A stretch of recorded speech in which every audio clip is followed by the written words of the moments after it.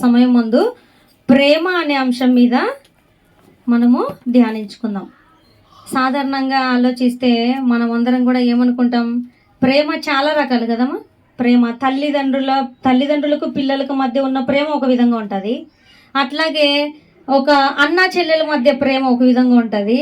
అక్క చెల్లెల మధ్య ప్రేమ ఒక విధమైన ప్రేమ. ఇలా మనకి ప్రేమలు అనేవి లోకంలో చూస్తుంటాం సర్వసాధారణంగా. కానీ సడన్గా ప్రేమ అంటేనే యవ్వనస్తుల గురించి జ్ఞాపకం వస్తారు కదా. తల్లి బిడ్డల కంటే, అక్క చెల్లెల కంటే, అన్న తమ్ముళ్ళ కంటే, అన్న చెల్లెల కంటే, అందరికంటే ఎక్కువగా మైండ్లోకి వెలిగేది ఏంటిది? ప్రేమ అంటేనే ఒక భార్యాభర్తల మధ్యలో కనబడే ప్రేమ మనం ఆలోచన వస్తుంది. లేదంటే యవ్వన బిడ్డల గురించి కూడా జ్ఞాపకం వస్తుంది. అయితే వాళ్ళు కాదు, మనకు ప్రేమ అంటేనే మనకు జ్ఞాపకం రావాల్సింది దేవుడు. ఎందుకంట దేవుడు ప్రేమా స్వరూపి అంట. ప్రేమకు సాదృశ్యమే దేవుడు. కాబట్టి మనకు ప్రేమ అంటేనే దేవుడు జ్ఞాపకం రావాలి. దేవుణ్ణి నమ్మినటువంటి మనలో ఏముండాలి? కంపల్సరీ ప్రేమ ఉండాలి.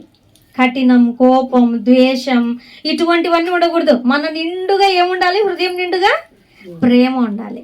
అయితే ఆ ప్రేమ ఎటువంటి ప్రేమ మనం కలిగి ఉండాలి? ప్రేమలు చాలా రకాలు. తల్లిదండ్రుల మధ్య ఉండే ప్రేమ కూడా శాశ్వతమైంది కాదు. అన్నా చెల్లెళ్ళ మధ్యలో ఉండే ప్రేమ కూడా శాశ్వతమైంది కాదు. చిన్నప్పుడు అన్నా చెల్లెళ్ళు ఉన్నంత ఆప్యాయంగా వాళ్ళకు పెళ్ళిళ్ళు అయిన తర్వాత చెల్లెళ్ళకి కానీ, అక్కకి కానీ, తమ్మునికి కానీ, అన్నకి కానీ పెళ్ళిళ్ళు అయిపోతాయి కదా, డివైడ్ అయిపోతారు ఫ్యామిలీస్. చిన్నప్పుడు కలిసి తిరిగినట్టుగా, చిన్నప్పుడు ఒక ప్లేట్లో కూర్చొని తిన్నట్టుగా, అప్పుడు వివాహాలు అయిన తర్వాత ఉంటుంది వాళ్ళకి ప్రేమ? ఉండదు కదా, తగ్గిపోతూ వస్తుంది. ఏజ్ గడిచే కొద్దీ ప్రేమ తగ్గిపోతూ వస్తుంది. అయితే మన దేవుని ప్రేమ మాత్రము శాశ్వతమైన ప్రేమ. మన దేవుని ప్రేమ ఎటువంటిది? శాశ్వతం. వయసు మారే కొద్దీ లేదా వివాహాలు అయిన తర్వాత రకరకాలుగా ఒక కుటుంబంలో ప్రేమలు తగ్గిపోవచ్చేమో. చిన్నప్పుడు ఆడపిల్లల పైన ఉన్నంత ప్రేమ వివాహాలు అయిపోయిన తర్వాత, వాళ్ళు మరొక ఇంటి వారు అయిపోయిన తర్వాత తల్లిదండ్రులకు బిడ్డల పైన ప్రేమ తగ్గచ్చేమో. ఒక అన్నకి చెల్లెల పైన వాళ్ళకు వివాహం అయిన తర్వాత తగ్గచ్చేమో. ఒక భార్యాభర్తల మధ్య కొత్త జంటగా ఉన్నప్పుడు ఉన్న ప్రేమకి ఇంకా కొద్దిగా వయసు పెరిగి పిల్లలు పుట్టిన తర్వాత ప్రేమ తగ్గచ్చేమో.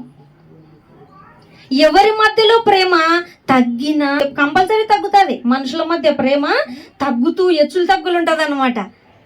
ఒకటి చేస్తేనే, వాళ్ళకు నచ్చింది చేస్తేనే, వాళ్ళకి ఇష్టమైనట్టు ఉంటేనే ప్రేమిస్తారు, కానీ అన్ని విధాలుగా ప్రేమించే వాళ్ళు ఉండరు. ఈ లోకంలో మనుషుల మధ్యలో ప్రేమలు అనేవి తగ్గిపోతుంటాయంట, ఎవరి ప్రేమలు అయినా. కానీ దేవుని ప్రేమ ఒకటే శాశ్వతమైన ప్రేమగా ఉంటుందంట. చాలా మట్టుకు ఎలా ప్రేమిస్తుంటారమ్మా? ఒక అబ్బాయి అమ్మాయిని ప్రేమించినా, లేదంటే వివాహం జరిగే వయసు వచ్చినప్పుడు పెళ్లి చూపులకు తీసుకెళ్తారు కదా, వాళ్ళు దేన్ని బట్టి ఒకరొకరు నచ్చిందని చెప్పుకుంటారు చెప్పండి? నాకు నచ్చింది అమ్మాయి అని చెప్పడం కానీ, ఒక అమ్మాయి ఒక అబ్బాయిని చూసి నాకు ఇష్టమే వివాహం చేసుకోనికి అని చెప్పడం దేన్ని బట్టి? వాళ్ళు ఏ రూపం చూసుకుంటారు కదా, అందం కదా. అందంగా ఉన్నా ఇష్టపడతారు, లేదా బాగా చదువుకున్నా ఇష్టపడతారు, లేదంటే బాగా గొప్పింటి అమ్మాయి అయితే ఇష్టపడతారు. అందంగా లేకున్నా ధనం ఉంది కదా, ఏదో ఒకటి మేలు జరిగేది, వాళ్ళకు ఉపయోగపడేది, వాళ్ళకు సంతోషాన్ని ఇచ్చేది అవతలి వ్యక్తిలో ఉన్నప్పుడు యువతలి వ్యక్తి ప్రేమిస్తాడు. అది ఈ లోకం. అది ఎవరైనా కావచ్చు. ఒక తల్లి తండ్రి బిడ్డలను అందరినీ సమానంగా ప్రేమించరు. ఎవరిని ఎక్కువ ప్రేమిస్తారంటే తనకు చెప్పిన మాటను వింటారు. చూడండి, చెప్పిన మాట వెంటనే వింటారు, చక్కగా బుద్ధిమంతులుగా పెరుగుతుంటారు. అటువంటి బిడ్డల్నే ప్రేమిస్తారు తల్లిదండ్రులు. అలాగే ఒక భార్యాభర్తల మధ్యలో కూడాను భార్య చెప్పిన మాట వింటూ విధేయత చూపిస్తూ భర్తకి ఇష్టం వచ్చినట్లుగా నడుచుకుంటేనే ఒక భర్త భార్యని ప్రేమిస్తాడు. అలాగే భార్య కూడా అంతే, తనకు నచ్చినట్లుగా తనను ప్రేమించేటట్లుగా ఉంటేనే భర్తను ప్రేమిస్తుంది భార్య. ఇలా మనం చూసుకుంటూ పోతే చాలామంది అందాన్ని చూసి, స్టేటస్ అంటే ఒక ఉన్నతమైనటువంటి విధానంలో లేదా ధనిక కుటుంబంలో ఉన్న విధంగా ఈ విధంగా ఆలోచిస్తే వాళ్ళకు ఉపయోగపడేవి ఏమైనా ఉంటేనే ప్రేమిస్తారంట. ఈ లోకంలో ఉన్నటువంటి మనుషులు ఎవరైనప్పటికీ సామెతల గ్రంథంలో ఏమని ఉంటుంది? 31:30లో, సామెతలు 31:30లో అందము మోసకరము, సౌందర్యము వ్యర్థము, యెహోవా యందు భయభక్తులు కలిగిన స్త్రీ కొనియాడబడును. యెహోవా యందు భయభక్తులు ఉంటే చాలంట. ఇవి చూస్తారా? దేవుని యందు భయభక్తులు ఉందా, దేవుడు అంటే విశ్వాసం ఉందా, ఇవి చూస్తున్నారా? ఇప్పుడు వివాహం చేసుకునేటప్పుడు చూడరు. కనీసం దేవుని యందు కాదు కదా, పెద్దల యందు భయం కలిగి ఉందా, పెద్దలకు లోబడే గుణం ఈమెకు ఉందా, లేదంటే భర్తకు విలువనిచ్చేటువంటి స్త్రీగా ఈమె ఉందా అని కూడా చూడరు వివాహం చేసుకునేప్పుడు. ఒక స్త్రీలో గుణాలు ఓన్లీ అందము, స్టేటస్ ఇవే చూస్తారనమాట. అందంగా ఉన్న వారిని ప్రేమిస్తామో, దేవుడు అంటున్నాడు అందం మోసకరం. ఈ రోజు ఇంత అందంగా ఉంటారు, కొన్ని దినాలు గడిస్తే చర్మము లూజ్ అయిపోతుంది కదా, అప్పుడు అందం తగ్గుతూ వస్తుంది ఏజ్ పెరిగే కొద్దీ. అందం మోసకరము, సౌందర్యము వ్యర్థము, యెహోవా యందు భయభక్తులు కలిగిన స్త్రీ అంట కొనియాడబడతాదంట. అందుకోసమే యోబు గ్రంథంలో ఒక భక్తుడు మాట్లాడతారు. యోబు 31 చూడు తీయండి. యోబు 31:1 నేను నా కన్నులతో నిబంధన చేసుకొంటిని, కన్యకను నేను ఇలాగు చూచుదును. అలాగు చేసిన ఎడల పరమునున్న దేవుని ఆజ్ఞ ఏమగును? చూడండి ఏమనుంది అక్కడ. భక్తులు ఏం మాట్లాడుతున్నారు? నేను నా కన్నులతో నిబంధన చేసుకున్నాను. నిబంధన నేనే, నాకు నేనే నిబంధన, నాకు నేనే ఒక నిర్ణయం తీసుకున్నా. ఏంటి నా నిర్ణయం? ఏంటిదంటే ఒక కన్యకను నేను ఎలాగో చూచేదను. అలాగే పురుషులకు ఒక్కటే కదా మాట, స్త్రీలమైన మనం కూడా ఒక పురుషుని నేను ఎలాగూ చూచుదును. నా కన్నులకు నేను నిబంధన చేసుకున్నా చూడకూడదని. అందరినీ సహోదర ప్రేమ కలిగి ఉండాలని, వేరేటువంటి ఆలోచనలతో చూడకూడదని నిబంధన చేసుకున్నారంట ఈ యొక్క యోబు భక్తుడు. మనము కూడా దేవుడు అదే కోరుకుంటున్నాడు. మన కన్నులకి, మన నోటికి మనము నిబంధన చేసుకోవాలి. ఇది మాట్లాడాలి, ఇది మాట్లాడకూడదు, ఇది చూడాలి, ఇది చూడకూడదు, అక్కడికి వెళ్ళాలి, ఇక్కడికి వెళ్ళకూడదు. ఇటువంటి రూల్స్ ఏం పెట్టుకోకుండా మనం ఉన్నామనుకోండి, లోకానుసార్ల వెంబడి వెళ్ళవలసి వస్తుంది అనమాట. రూల్స్ ఏం లేవు కదా మనకి, ఎక్కడికైనా వెళ్ళొచ్చు, ఏమైనా మాట్లాడచ్చు, ఏమైనా చూడొచ్చు. రూల్స్ ఉంటాయి. ప్రభువులకు వచ్చిన తర్వాత రూల్స్ ఉంటాయి. అందుకే యేసుక్రీస్తుల వారు అంటారు, నీవు వ్యభిచారం చేస్తేనే కాదంట, చూస్తేనే, కంటి చూపుతో చూస్తేనే అప్పుడే తన హృదయం ముందు వ్యభిచారం చేసినట్లంట. అందుకే యోబు గారు నా కన్నులకు నేను నిబంధన పెట్టుకున్నా, దేవునికి నచ్చనటువంటి ఆ ఒక్క కార్యం నేను చెయ్యనని నిబంధన చేసుకున్నారంట. అయితే ఎవరినైనా సరే అమ్మా, ఒక మేలు లేనిది ఎవ్వరు ప్రేమించరమ్మా. జ్ఞాపకం ఉంచుకోవాలి. ఈ లోకంలో మనల్ని ఎవరైనా ప్రేమిస్తున్నారంటే ఒక లాభము లేనిది ప్రేమించరు. ధనమైనా ఉండాలి, వివాహం చేసుకోవాలంటే ఏదో ఒకటి ఉండాలి లాభం. ఏది లేకుండా ఎవరు చేసుకోరు, ప్రేమించరు, ఏమి చేయరు. తల్లిదండ్రుల మాట వింటేనేనంట ఆ బిడ్డల్ని తల్లిదండ్రులు ప్రేమించేది. చూసారా? ఇటువంటి ప్రేమలు ఉన్నటువంటి ఈ లోకంలో దేవుని ప్రేమంట ఎంతో గొప్ప ప్రేమ. మనమైతే ఏదో లాభము చూసి ప్రేమిస్తామంట. ఒకసారి చూడండి దేవుడు ఎలాగ మనల్ని ఉండాలని కోరుకుంటున్నాడో, ఎటువంటి వారిని దేవుడు ప్రేమించాడో, ఏమైనా మేలుందా దేవునికి ప్రేమించడానికి? ఒకసారి చూడండి ఎఫెసీ 5:22. స్త్రీలారా ప్రభువునకు వలె మీ సొంత పురుషులకు లోబడి ఉండుడి. స్త్రీలకు ఏం చెప్తున్నాడమ్మా దేవుడు? మీ సొంత పురుషులకు అనగా మీ యజమానికి, మీ భర్తకి ఎలా ఉండాలి? లోబడి ఉండుడి. క్రీస్తు సంఘమునకు శిరస్సై ఉన్నలాగున పురుషుడు భార్యకు శిరస్సై ఉన్నాడు. సంఘానికి శిరస్సు ఎవరంట? క్రీస్తు. ఒక స్త్రీకి శిరస్సుగా, యజమానిగా ఎవరుంటారు? పురుషుడు. పురుషునికి శిరస్సు, ఆయనకు యజమాని ఎవరంటే క్రీస్తు. క్రీస్తుకు శిరస్సు తండ్రి అయిన దేవుడు. ఇలాగా చూసుకుంటూ వెళ్తే మనకు యజమాని ఉన్నాడు కదా భర్తగా, ఆయనకు స్త్రీలందరూ ఎలాగుండాలంట, లోబడి ఉండాలంట. క్రీస్తు సంఘానికి శిరస్సు అయి ఉన్నలాగున పురుషుడు భార్యకు శిరస్సు అయి ఉన్నాడు. తర్వాత ఏమనుంది, క్రీస్తే శరీరమునకు రక్షకుడై ఉన్నాడు. సంఘము క్రీస్తునకు లోబడినట్లుగా భార్యలు కూడా ప్రతి విషయములోనూ తమ పురుషులకు లోబడవలెను. సంఘం క్రీస్తుకు లోబడాలా వద్దా? సంఘం అంటే మనమే కదమ్మా.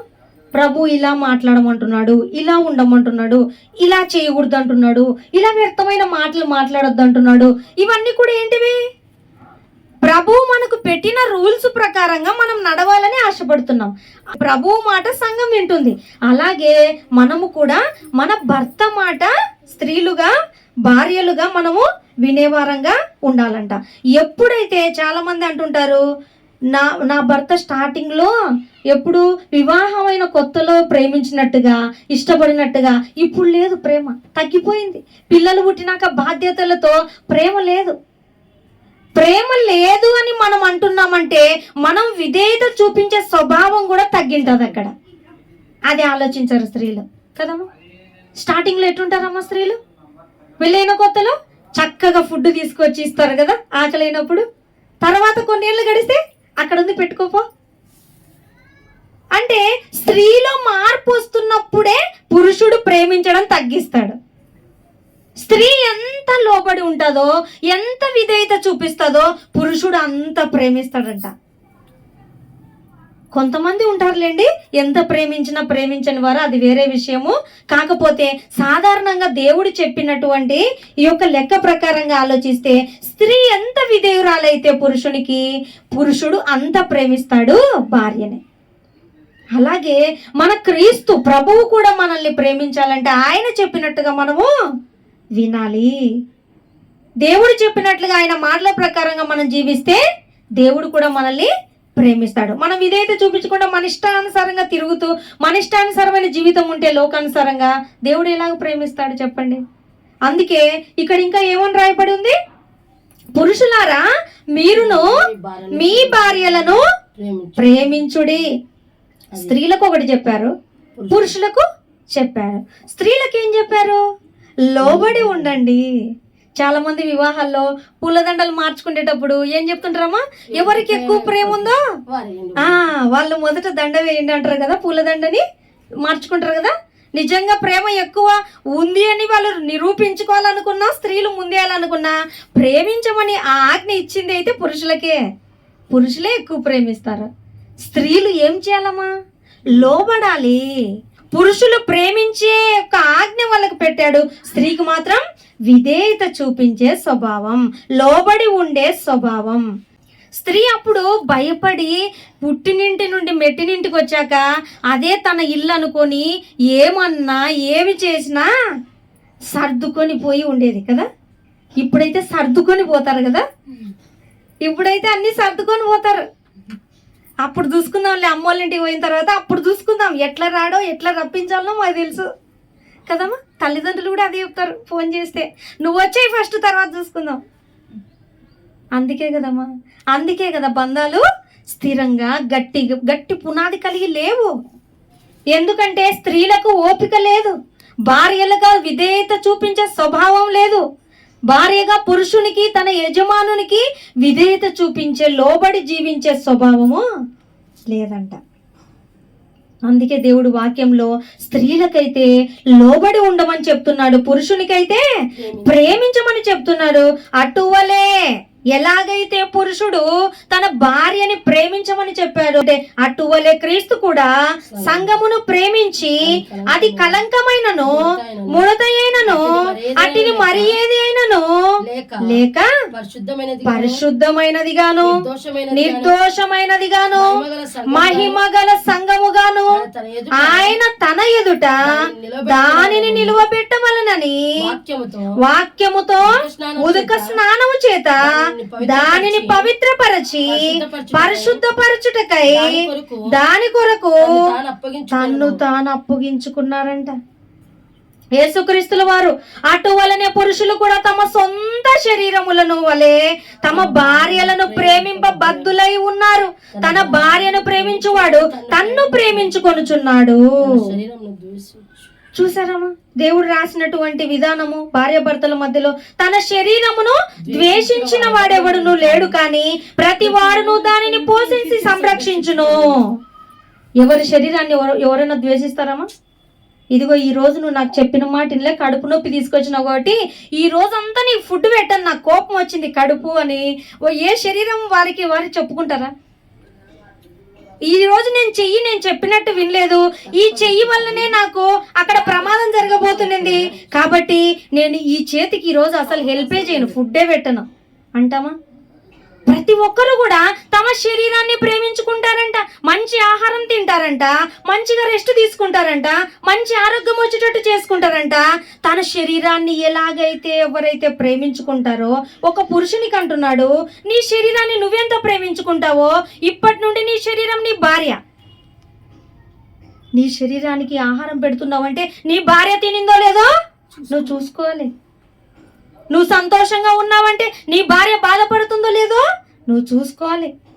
ఇది భర్తకు పెట్టినటువంటి విధానం, దేవుడు నేర్పిస్తున్నటువంటి విధానం. ఎవ్వరు కూడా తన శరీరాన్ని ద్వేషించరు కదా, అది నిజము కదా. అటువంటప్పుడు ఒక పురుషునికి దేవుడు పెట్టినటువంటి ఆ ఒక్క రూల్ ఏంటిదంటే, నీ శరీరాన్ని నువ్వు ప్రేమించుకున్నట్టుగా నీ భార్యను కూడా ప్రేమించు. అలాగే భార్యతో పోల్చుకుంటూ వచ్చారు సంఘాన్ని. క్రీస్తు కూడా సంఘము కొరకు ఎంతగా ప్రయాసపడ్డాడు. ఆయన మనలందరినీ శుద్ధి చేయడానికై రక్తం చేత కొన్నాడు ప్రభు. ఆ ప్రభు ఎలాగైతే ఒక సంఘాన్ని కొన్నాడు ఆయన రక్తం చేత, ఆయన ప్రాణాన్ని ఆయన లెక్క చేయలేదో, ఒక పురుషుడు భార్యని అలా ప్రేమించాలంట. అలా ప్రేమించబడాలంటే మనము సైతం అంతే విధేయత చూపించే వారంగా ఉండాలి అనేది దేవుడు హెచ్చరిక చేస్తున్నాడు ఈ సమయం ముందు.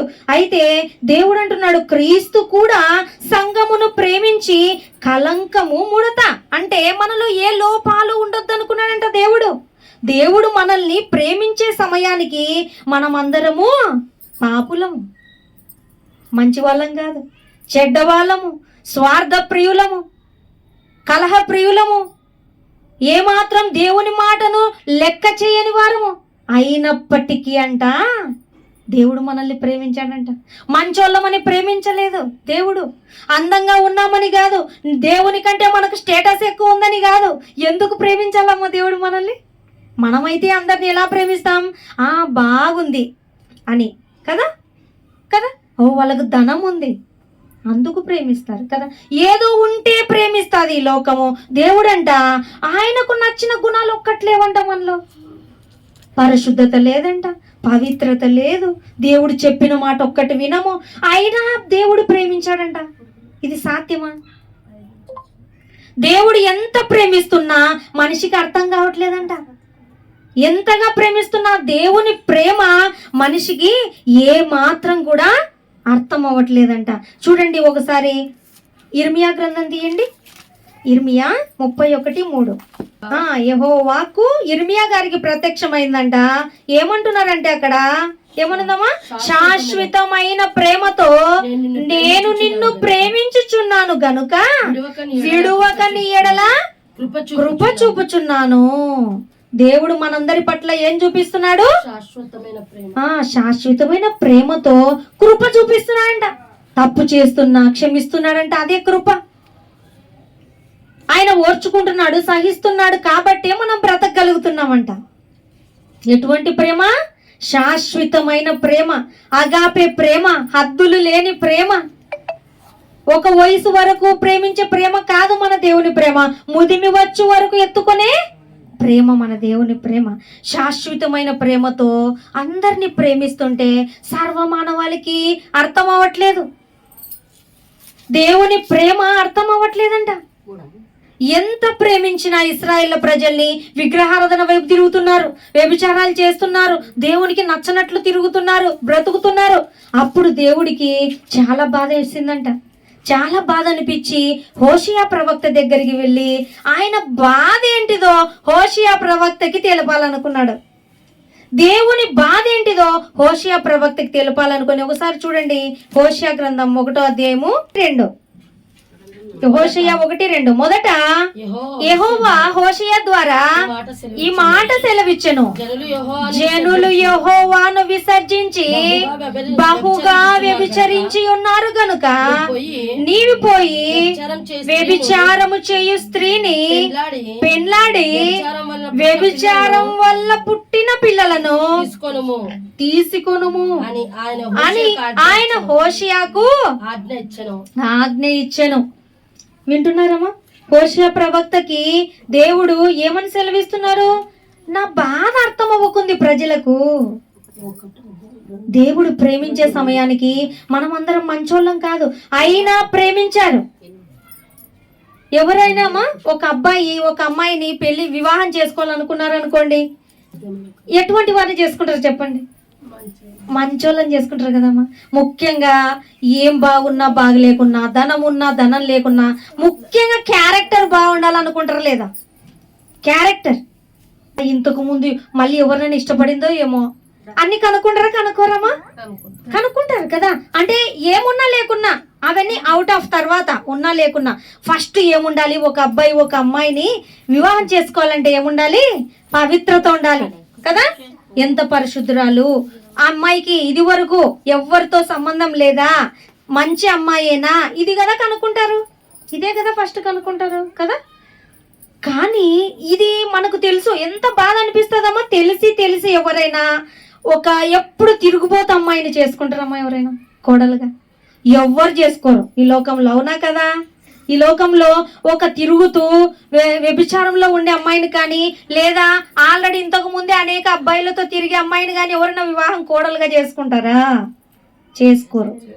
చేసుకోరు కదా. మంచి అమ్మాయి ఉండాలి కదా. మా కుమారునికే మొట్టమొదటిగా అమ్మాయి మాట్లాడిందే ఉండాలి, పవిత్రాలై ఉండాలి, ఇది కదా మనం చూస్తాము.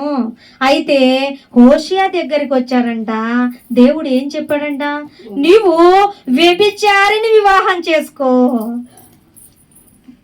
చూడండి అమ్మా ఎట్లుంటది ఆయన పరిస్థితి.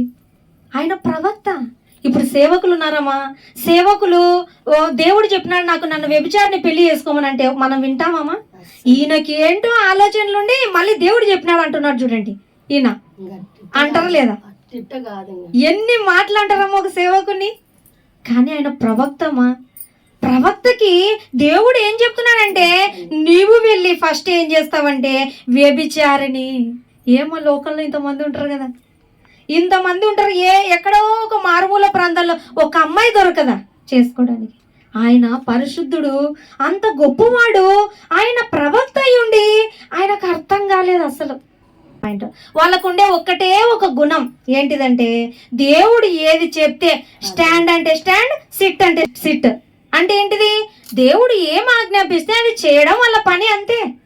అంతకు మించి వాళ్ళు వేరే ఆలోచనలు ఏం చేయని వారై ఉండి చేసుకోమని చెప్పింది మంచి అమ్మాయిని కూడా కాదు, వ్యభిచారం చేస్తున్నటువంటి అమ్మాయిని. పోనీ ఇప్పుడు వరకు వ్యభిచారం చేసింది, ఇప్పుడు వరకు మానుకునిందంట, బాగుందంట అంటేనే ఒక రకం ఉంటుంది కాదు. ఆల్రెడీ అటువంటి క్రియలు చేస్తూ ఉంది. అటువంటి అమ్మాయిని వివాహం చేసుకోమంటున్నాడు. ఎందుకు చేసుకోమంటున్నాడమ్మా? ఇక్కడ దేవుని బాధను అర్థం చేయించాలనుకుంటున్నాడు ప్రవక్తకి. ఫస్ట్ అర్థం కాలే ప్రవక్తకి, చాలా మైండ్ ఖరాబ్ అయిపోయింది ఆయనకి ఎందుకు చెప్పాడని. అయితే దేవుడు చెప్పాడు కదా నేను చెయ్యాలి అని ఎవరేమనుకున్నా, సమాజం ఏమనుకున్నా, దేవుడు చెప్పినట్లుగా వ్యభిచారం చేసేటువంటి ఆ స్త్రీని వివాహం చేసుకొని పిల్లల్ని కూడా కన్నాడంట.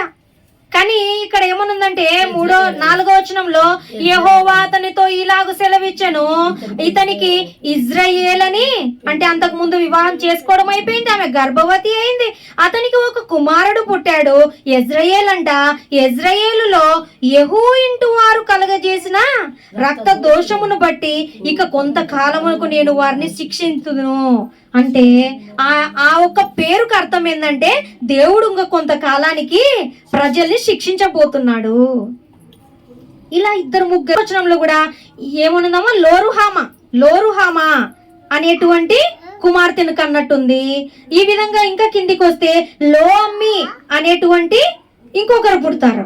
అంటే ఇలాగా ఒక కుమార్తె పుట్టింది, ఇద్దరు కుమారులు పుట్టారు.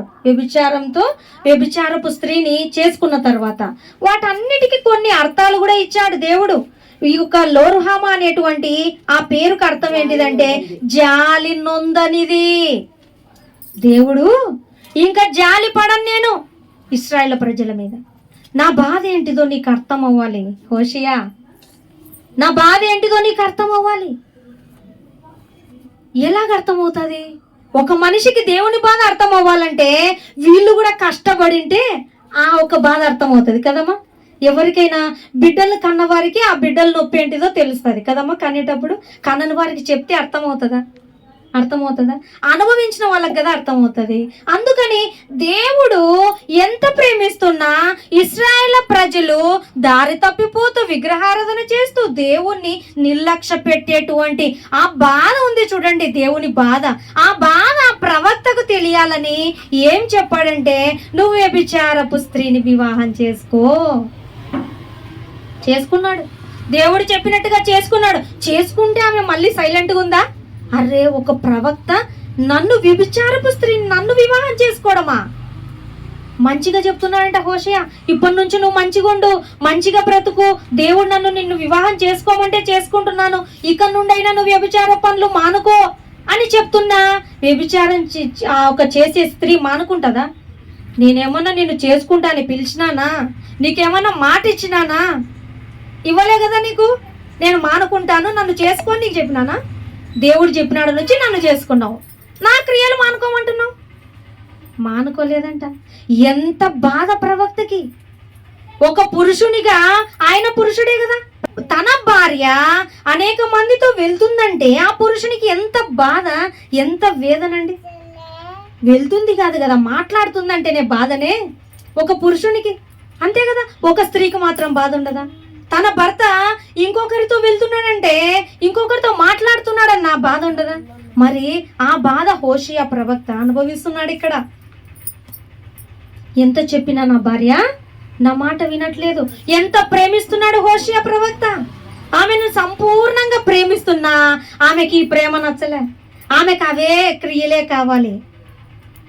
కానీ ఆ బాధ, దేవుడు పడే ఆ బాధ ఏంటిదో హోషేయ ప్రవక్త అర్థం కావాలని తర్వాత ఎక్స్ప్లెయిన్ చేస్తాడు దేవుడు. చూసావా హోషేయ, నీ బాధ ఎలాగుంది? నీవు ఎంతగానో ప్రేమించి నేను నా మాటకు లోబడి నువ్వు ఏం చేసావు? వ్యభిచారం చేస్తున్నా, కలంకం అపవిత్రురాలైన స్త్రీ అని తెలిసిన నువ్వు వివాహం చేసుకోవడమే కదా గ్రేట్. అది ఒక ప్రవక్త భార్య అంటే అందరు ఏమనుకుంటారమ్మా? మా అల్లుడు సేవకుడు, ఎంత ఘనంగా చెప్పుకోవాలనుకుంటారు. మా కూతురు సేవకుని భార్య, అంత ఘనమైన స్థితిలో ఈ యొక్క వ్యభిచారపు స్త్రీని చూసి అసహించుకుంటారు అందరూ. అటువంటి స్త్రీకి దేవుడు ఎంత విలువ తీసుకొచ్చాడు తెలుసా? ఒక గొప్ప సేవకుని ప్రవక్త భార్య ఆమె. ఎంత ఘనతమ్మా, ఎంత ఘనత. ఆ ఘనత నిలబెట్టుకోవచ్చామే? అప్పటికైనా మారాలా లేదా? ఆమె స్థితి ఏంటిదో ఆమె ఆలోచించుకోవాలా? నా భర్త ఎంత గొప్పోడు, దేవుని పక్షాన ఉండేటువంటి వాడు, ఇప్పటి నుంచైనా నా క్రియలు నేను మానుకుంటానని అనుకోలేదంట. ఆ స్త్రీ ఎలాగైతే చేసిందో ఆనాటి కాలంలో ఉన్న ఇశ్రాయేలు ప్రజలు, ఈనాటి కాలంలో ఉన్నటువంటి మనమందరం కూడా ఏం చేస్తున్నామంట? ఆయన ఎంత చెప్తున్నా వినట్లేదంట. దేవుని మాటను నిర్లక్ష్య పెడుతున్నామంట. అరే, నా స్థితి ఏంటిది? నేను పాపిని కదా, క్రీస్తు ద్వారా నేను పవిత్రురాలవుతున్నాను కదా. ఎంత ఘనమైన స్థితి, ఇంత ఘనమైన స్థితి, పరలోకానికి చేర్చే స్థితి, ఆ ఒక్క క్రీస్తు యొక్క ప్రేమను పొందుకునే స్థితి నాకుందా? అర్హత ఉందా? ఎంత పాపులమమ్మ మనుషులంతా. ఈ పాపపు స్థితిని మనం గమనించుకోకుండా క్రీస్తు అంత గొప్పగా మరణించినా కూడా, అంత గొప్పగా ప్రేమించినా కూడా మనమందరము ఏమనుకుంటున్నామంట? మన క్రియలే చేసుకుంటున్నామంట. మన స్థితి ఏంటిది? క్రీస్తు ఆ లోకం నుంచి ఈ లోకానికి రావడం ఏంటిది? నా కొరకు పరిశుద్ధుడు బలి కావడం ఏంటిది? నా అపరాధముల నిమిత్తము బలియాగం అవ్వడం ఏంటిది? గుర్తిస్తున్నామా మనము? గుర్తిస్తే దేవుడు చెప్పినట్లుగా బ్రతుకుతాం కదమ్మా. ఆనాటి కాలంలో కూడా ప్రవక్తకు దేవుని బాధ అర్థం కావాలనే ఆ ఒక వ్యభిచారపు స్త్రీని వివాహం చేసుకుని ఎంత చెప్తున్నా ప్రవక్త మాట లెక్క చేయకుండా ఆమె పాత క్రియలే చేస్తుందంట. కొత్త జీవితం స్టార్ట్ చేయట్లేదంట. దేవుడు కూడా మనల్ని శాశ్వతమైన ప్రేమతో ఎందుకు ప్రేమించాడో తెలుసా? ఎందుకు కృప చూపిస్తున్నాడో తెలుసా? మనలో ఏ కలంకం ఉండకూడదు, ఏ ముడత ఉండకూడదు. మీరు పాపపు స్థితిలో ఉన్నారు, ఆ నిందలన్నీ నేను కొట్టివేస్తాను. ఎప్పుడు? వాటిని విడిచిపెట్టినప్పుడు, నువ్వు ఇంకా అనుసరిస్తూ ఉన్నప్పుడు కాదు. ఇంకా ఈ లోకపు క్రియలు నువ్వు ఎప్పుడైతే మనమందరం విడిచిపెడతామో అప్పటి నుంచి దేవుడు మనల్ని పవిత్రపరుస్తాడంట. ఆయన వాక్యం చేత పవిత్రపరిచి, ఇప్పుడు దాని ఎఫెసీ గ్రంథంలో ఏం చదివాము? క్రీస్తు కూడా సంఘమును ప్రేమించి అది కలంకమైనను ముడతైనను ఏదొద్దుగా అట్టిది ఏది వద్దు మీలో. ఇప్పటి వరకైతే అన్ని ఉన్నాయి మీకు పేర్లు, కానీ అటువంటి కలంకం వద్దు. మీరు నిర్దోషులుగా అవ్వాలి, మీరు దోషులుగా ఉండకూడదని ఏం చెప్పాడమ్మ అక్కడ? పరిశుద్ధమైనది గాను నిర్దోషమైనది గాను మహిమ గల సంఘముగాను దేవుని ఎదుట మనం ఇలా ఉండాలంట. పరిశుద్ధమైన వారంగా, నిర్దోషమైన వారంగా మనము మహిమ గల సంఘముగా ఉండాలంట. అది దేవుని కోరిక. అందుకే శాశ్వతమైన ప్రేమతో మనల్ని ప్రేమిస్తున్నాడు. మనకు అది లెక్కలేదన్నమాట. లెక్కలేదు మనకి. దేవుణ్ణి మాట్లాడమంటే మాట్లాడతాం. ఆనాటి కాలంలో వ్యభిచారం చేసే స్త్రీ హోషేయ ప్రవక్త యొక్క విలువ తెలుసుకోకుండా ఎలా ప్రవర్తించిందో, ఇశ్రాయేలు ప్రజలు దేవుడు ఎలాగ ఆయన చేయి పట్టి వాళ్ళని నడిపిస్తూ ఎంత గొప్పగా ఆయన అద్భుత కార్యాలు చూసి కూడా ఎలా దారి తప్పిపోయారో, నేటి కాలంలో మనం క్రీస్తు ప్రేమను, ఆయన క్షమను, ఆయన కృపను అనుభవిస్తూ కూడా మనం ఏం చేస్తామంట? త్రోసిపుచ్చుతుంటామంట. లోకంలోనే కలిసిపోవాలనుకుంటామంట. మన పాత స్వభావాలు మనము విడిచిపెట్టమంట. నచ్చట్లేదు దేవుడికి. ఎంత ప్రేమించాడమ్మా చూసాం కదా ఇప్పటి వరకు. స్టార్టింగ్ నుంచి ఎవ్వరి మధ్యలో సంపూర్ణమైన శాశ్వతమైన ప్రేమ లేదు. ఒక్క దేవుడే ప్రేమిస్తున్నాడు. ఆయన మనకి కృప చూపిస్తున్నాడు. ఈ కృపలోనే మన కలంకాలన్నీ కొట్టేసుకోవాలి. ఇంకా మనం పాతవి విడిచిపెట్టి మనము నూతన హృదయం కలిగి క్రీస్తు మార్గంలోనే మనము నడవాలంట. పరిశుద్ధులుగా మనం ఉండాలనేది ఆయన కోరికంట. ఆయన కోరికను మనం ఏమాత్రం నెరవేరుస్తున్నాం ఆలోచించండి. ఈ లోకానుసారమైనటువంటి మైండ్ సెట్టే మనం కలిగి ఉన్నాం, కానీ దేవుడు ఇష్టపడేటువంటి ఆ హృదయం మనం కలిగి ఉండలేకపోతున్నామంట. దేవుడు కోరుకుంటున్నటువంటి ఆ పవిత్రమైన పరిశుద్ధమైన జీవితాన్ని మనం కలిగి ఉండలేకపోతున్నామంట. దేవునికి ఎంత బాధ ఉంటుంది చెప్పండి? ఉంటుంది కదా. దేవుడి బాధనైతే మనం తగ్గించట్లేదు, కానీ మన బాధలైతే చెప్పుకుంటుంటాం. మనలో ప్రేమలు తగ్గిపోవడానికి కారణం ఇదే. భార్యాభర్తల మధ్యలో ప్రేమలు లేవంటే కారణం ఇదే. దేవుని ప్రేమ ఎవరిలో అయితే ఉంటుందో వాళ్ళు ఖచ్చితంగా అందరినీ ప్రేమిస్తారమ్మా. ఎందుకు ప్రేమించరు? భార్యను ప్రేమిస్తారు, చెల్లిని ప్రేమిస్తారు, అక్కను ప్రేమిస్తారు, అందరినీ ప్రేమిస్తారు. దేవుని ప్రేమ కలిగిన వాళ్ళు. ఆ దేవుని ప్రేమ ఈ సమాజంలో లేదు కాబట్టే ప్రేమలు తగ్గిపోయినాయి. కక్షలు, భేదాలు, గొడవలు, చంపుకోడాలు ఇవే కదా ఉన్నాయి కదా. ఏముంది ఈ లోకంలో కదా? ఏమీ లేదు. కాబట్టి దేవుడు వాక్యం ద్వారా మనందరికి కూడా హెచ్చరిక చేస్తున్నాడు. ఒకసారి వాక్యంలో చూడండి, 1 యోహాను 4వ అధ్యాయము 7వ వచనం నుండి. ప్రియులారా, మనము ఒకరినొకడు ప్రేమింతము, ఏలయనగా ప్రేమ దేవుని మూలముగా కలుగుచున్నది. ప్రేమించు ప్రతివాడును దేవుని మూలముగా పుట్టినవాడై. చూడండి ఏమనుందో, ప్రేమించు ప్రతివాడంట దేవుని మూలంగా పుట్టినవాడంట, దేవుణ్ణి ఎరుగుతాడంట. ఇప్పుడు మనం దేవుణ్ణి ఎరిగిన వారు అని చెప్పుకుంటున్నాం, మనలో ప్రేమ ఉండదు. ప్రేమ లేకుంటే దేవుణ్ణి ఎరిగిన వాడు కాదంటున్నాడు దేవుడు. కాబట్టి ఇంకా ఏమనుంది? దేవుడు ప్రేమా స్వరూపి, ప్రేమ లేని వాడు దేవుణ్ణి ఎరుగడు. మనము ఆయన ద్వారా జీవించినట్లు దేవుడు తన అద్వితీయ కుమారుని లోకములోనికి పంపెను. దేవుని ద్వారా మనం జీవించాలనే ఆయన అద్వితీయ కుమారుణ్ణి, ఏకైక కుమారుని మన కొరకు ఈ లోకంలోకి పంపాడంట. ఇంకా ఆయన పంపినందుకు దేవుడు మన యందు ఉంచిన ప్రేమ మనకు ప్రత్యక్షపరచబడిందంట. ప్రభువును పంపినప్పుడే దేవుని యొక్క ప్రేమ మనకేంటిదో తెలిసిందంట.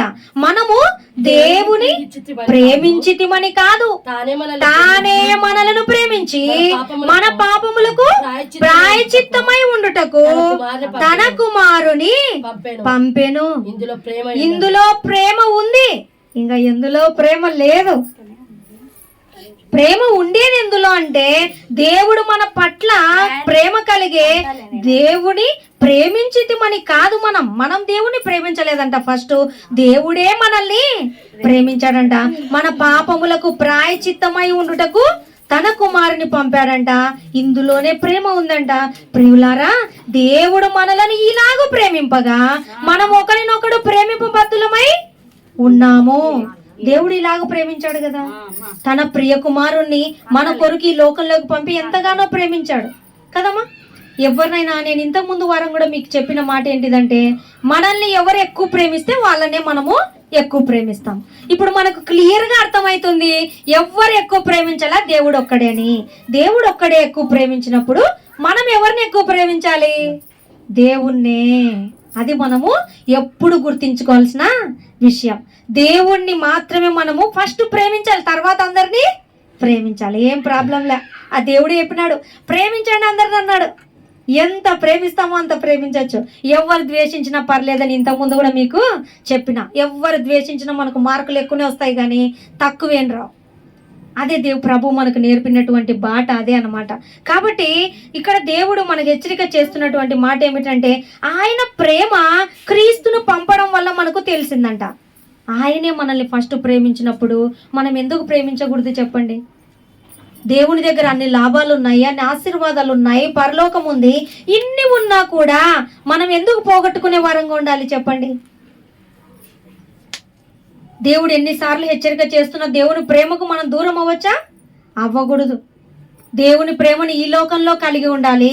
పరలోకానికి వెళ్తే కూడా మనము ఎప్పుడు కూడా దేవుడున్న లోకానికి మనము వెళ్ళడానికి అర్హత కలిగిన వారమై ఉంటాం అన్నమాట.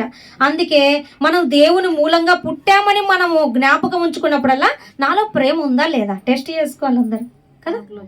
నాలో ప్రేమ ఉంది కాబట్టి నేను దేవుని మూలంగానే పుట్టినాను అనుకోవాలంట. స్టార్ట్ అయిందే దేవునిలోనే ప్రేమ, ఇంకెవరిలో కాదు.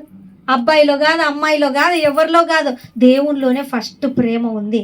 ఆయన ప్రేమ స్వరూపి. ఆ ప్రేమనే పంచుకుంటూ వస్తున్నాడు. అన్నా చెల్లెల మధ్యలో ఉండే ప్రేమ దేవుని ప్రేమనే, తల్లి బిడ్డల మధ్యలో ఉన్న ప్రేమ దేవుని ప్రేమనే. అన్ని ప్రేమలు మనకు చూపిస్తూ అందరికంటే ఎక్కువ ఆయనే ప్రేమిస్తూ ఉన్నప్పటికీ, ఆయనే ఫస్ట్ ప్రేమించినప్పటికీ మనకు లెక్కలేదంట. చూసారా, మన విలువ, మన స్థితి మనం గమనించాలమ్మా ఎప్పుడైనా. మన స్థితి ఎంత ఘోరమైన స్థితి, మనిషి స్థితి. ఆఫ్టర్ ఆల్ మట్టి వారం మనము, వట్టి వారం మనము. ఆ దేవుడే వచ్చి నన్ను ప్రేమించు అంటుంటే మనకి ఏంటిదమ్మా నష్టం? ఎన్ని మేలులున్నాయి దేవుని ప్రేమిస్తే. ప్రేమించమంట. హోషియా జీవితం లాగే వ్యభిచారం చేసే స్త్రీ ఆయన్ను ప్రేమించకుంది. ఆయన సంపూర్ణంగా ఒక భార్యగా ప్రేమిస్తున్నా, వ్యభిచారం చేస్తున్నా ఆయన ప్రేమిస్తున్నాడు. భార్యగా మారుతాదని కృప చూపిస్తున్నాడు, క్షమిస్తున్నాడు. అయినా ఆ సహనం చూడట్లేదు ఆమె. తన క్రియలే చేసుకుంటూ పోతుంది. మనము కూడా మన క్రియలే చేసుకుంటూ పోతామంట. దేవుడు కోపం వస్తుంది. దేవుడు కోపం వస్తే జాలి పొందాడంట, ఇంకా కృప చూపించడు, స్టాప్ చేస్తాడు. అప్పుడు మనము శిక్షార్హులం అయిపోతాం. క్రీస్తునందు మాత్రమే మనకు శిక్ష లేదు, ఇంకా అన్ని విధాలుగా శిక్షించబడాల్సి వస్తుంది మనం. కాబట్టి శిక్ష లేకుండా మనము ఆయన శాశ్వత ప్రేమలో మనము నిలిచి ఉండాలని దేవుడు కోరుకుంటున్నాడు. అలాగే మనకు 1 కొరింథీయులకు రాసిన పత్రిక 13వ అధ్యాయం కూడా మొత్తం ప్రేమకున్న గుణాలే ఉన్నాయి అందులో కదా. అమర్యాదగా నడుచుకోకూడదు, డంబముగా ప్రవర్తించకూడదు, అనేక పాపములను మనము కప్పే వారంగా ఉండాలి, సహించే వారంగా ఉండాలి, అందరినీ ఓర్చుకునే వారంగా ఉండాలి. ఈ విధంగా మనకి ఎన్నో ఉన్నాయి. అందరినీ నమ్మాలి, ప్రేమించాలి అని. ప్రేమ గురించి దేవుడు ఒక చిన్న అధ్యాయంగా దేవుడు రాసి ఉంచాడు కదా. ప్రేమ గుణాలు కూడా దేవుడు వివరించాడు మనకి. ఇలాగుండండి, ఇలాగుండకూడదని మనకు రాసి ఉంచినప్పుడు మనం ఉండాలా లేదా? ఈ గుణాలలో ఏది లోపమైనప్పటికీ మనం ప్రేమించినట్టే. ఎవరినైనా సరే అమర్యాదగా నడుచుకున్నా ప్రేమించినట్టేనంట. మనం ఎవరి పట్ల అమర్యాదగా ఉండకూడదంట. వాళ్ళదే ముందులే, తక్కువ వాళ్ళు, వాళ్ళకేం మర్యాద ఇవ్వాలా? మన వాళ్ళకైతే మర్యాద ఇవ్వచ్చు, వాళ్ళకు కూడా ఇవ్వాలా? మర్యాద ఇవ్వకపోయినా, అమర్యాదగా నడుచుకున్నా మన ప్రయోజనం వరకే మనం ఆలోచించుకొని ఇతరులకు కీడు చేసే వరంగా ఉన్న ప్రేమ లేనట్టు అంట. మనం ఆ ప్రేమ లేదంటే మనము దేవుణ్ణి ఎరిగిన వారము కాదు అంటున్నాడు దేవుడు. అలాగే ప్రేమ అంట అన్ని పాపములని కప్పుతాదంట. అంటే మన పట్ల ఎవరు ఏ విధంగా ప్రవర్తించినా, ఎలా నడుచుకున్నా, మనల్ని ద్వేషించినా, దూషించినా అవన్నిటిని పట్టించుకోమంట. మనం ఏం పట్టించుకోమంట. ఎవరు ద్వేషించినా, దూషించినా, అసహించుకున్నా మనం వాటిని లక్ష్యం పెట్టము. నా దేవుడు చెప్పింది ఒకటే, ప్రేమించమని, ఎటువంటి వారినైనా. కాబట్టి ప్రేమిస్తా అనుకుంటామంట. అది పాపములను కప్పడం అంటే. ఉంటుందా మనకు అంత ఓపిక? అంత ప్రేమ ఉంటుందా మనకు? మంచోళ్ళనే ప్రేమించే ప్రేమ ఉంటుంది మనుషులకు కదా? కాదు. మనం ప్రభువుని నమ్ముకున్న తర్వాత చెడ్డోళ్ళను కూడా ప్రేమించాలి, కష్టపడైనా. ఎందుకంటే కష్టపడేటువంటి అక్కడ లోకానికి పోకూడదు. మనం అక్కడ ఎక్కువ కష్టపడాలి, అక్కడ శిక్ష పొందుకోకూడదంటే మనం ఈ లోకంలో ఇదేం శిక్ష ఏం కాదు, మనం ధన్యులమే అవుతాం. ఎవరైనా చెడ్డోళ్ళను ప్రేమించినా మంచోళ్ళే అంటారు కానీ చెడ్డోళ్ళు అన్నారు. చెడ్డోళ్ళను మనం ప్రేమిస్తున్నాం అనుకోండి, ఎంత చెడ్డది మే చెడ్డోళ్ళను ప్రేమిస్తుంది అంటారా? మెచ్చుకుంటారు కదా. అంటే అందులో మేలే కదా ఉంది. అందుకోసమే దేవుడు చెప్పినటువంటి ఈ యొక్క మాటలు ఉన్నాయి కదా, మన హృదయంలో భద్రపరచుకోవాలి. అన్నిటినీ మనం సహిస్తూ ఓర్చుకుంటూ అందరి పట్ల దేవుడు చూపించిన ప్రేమనే మనము చూపించాలంట. ఈ విధంగా మనం అందరం కూడా ఉండాలి. కేవలం వినడం కాదు, విన్న మట్టికే కాదు, పాటించే వారంగా ఉండాలంట. ఒకసారి ప్రేమ అనేక పాపములను కప్పును గనుక అన్నిటికంటే ముఖ్యముగా ఒకని ఎడల ఒకడు మిక్కటమైన ప్రేమ అంట కలిగి ఉండాలంట. మనం ఎక్కువ ప్రేమ కలిగి ఉండాలి. ఎందుకంటే మనం ప్రేమ ఉంది కదా, ప్రభుని నమ్ముకున్న మనలో ప్రేమ ఉంటే అందరినీ క్షమించేసి, సహించేసి, ఓర్చుకొని ప్రేమించాలంట. ఉంటుందా మనకి ఇటువంటి ప్రేమ? ఉండాలంట. మా దేవుడు అదే కోరుకుంటున్నాడు. నేను ఏ విధంగా అయితే మీరు మంచోళ్ళు కాకపోయినా నేను ప్రేమించింటే కదా మీరు మంచోళ్ళుగా అయినారు. అంతే కదమ్మా. దేవుడు మనల్ని ప్రేమించింటే దేవుడి మాటల చేత మనం కొద్దిగా ఎదుగుతూ మంచోళ్ళుగా అవుతున్నాం. మరి మనం కూడా ఎంత చెడ్డవారినైనా ప్రేమించినప్పుడే వాళ్ళు మంచిగా మారడానికి, దేవుని వద్దకు రావడానికి, దేవుని ప్రేమ తెలుసుకోవడానికి ఆస్కారాలు ఉంటాయంట. అందుకే దేవుడు ఒకరి ఎడల మీరు ఒకరు మిక్కటమైన ప్రేమ కలవారై ఉండుడి అంటున్నాడు. కాబట్టి మనం అందరం కూడా దేవుడు చూపించినటువంటి ఆ ప్రేమని అందరి పట్ల కూడా మనం కలిగి ఉండి దేవుడు ఉన్నటువంటి ఆ ఒక లోకానికి చేరుకుందాం. అట్టి కృప దేవుడు మనందరికీ అనుగ్రహించును గాక. ఆమేన్.